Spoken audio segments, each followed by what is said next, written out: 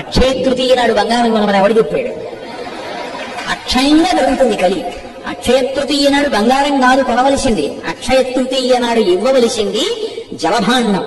నీళ్లతో ఉన్న కుండ శుభ్రంగా 2 రోజుల ముందు కడిగి చల్లటి నీళ్లు పోసి ఏలాలబంగ కనసార సుగంధి తీర్థం దివ్యం వియచ్చరితే మఘటేషు పూర్ణం అన్నట్టుగా అందులో లవంగాలు అవి వేసి సువాసనాభరితమైన నీళ్లతో కూడినటువంటి జలభాండాన్ని దానం చేస్తే అక్షయమై ఏ ప్రాణిగా తానున్నా కూడా నీళ్లకు లోటు ఉండదు. దానం వేసినప్పుడు నీళ్లు జరుగుతాయి. ఆ నీళ్లు దొరకపోవడం పెద్ద బాధ. ఆ రోజు చేసుకున్న పుణ్యం అక్షయం అవ్వాలి. బంగారం అక్షయం అయింది, కలిపురుషుడు కూడా అక్షయం అవుతాడు. ఎందుకు వచ్చిందని నీకు? అక్షయ తృతీయ ఆనందకరమైన తిథి. ఈ రోజున ఏం చేస్తే అది 1000 రెట్లుగా మారి అంత పుణ్య ఫలాన్ని బలాన్ని మనకు అందిస్తుంది. క్షయము అంటే నశించేది, అక్షయము అంటే నశించనేది. తదియ తిథికి పార్వతీదేవి ఆధిపత్యం కలిగి ఉంటుంది. తదియ నాడు పార్వతీదేవిని పూజిస్తే పరమానందం మిగులుతుంది. ఇది ఆనందం. లక్ష్మి అంటే లక్ష్యార్థే, రోచనార్థే, సూచ్యార్థే అనేక అర్థాలలో లక్ష్మి అంటే ఆనందం అని అర్థం. అందాన్ని చూస్తే ఆనందం కలుగుతుంది, మంచి శబ్దం వింటే ఆనందం కలుగుతుంది. అక్షయ తృతీయ నాడు దానం చేస్తే ఆనందం కలుగుతుంది. ఏం దానం చెయ్యాలి? శక్తి కొలది చెయ్యాలి.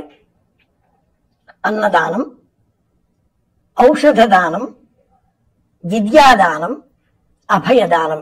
అవి ఆ 4 దానాలు.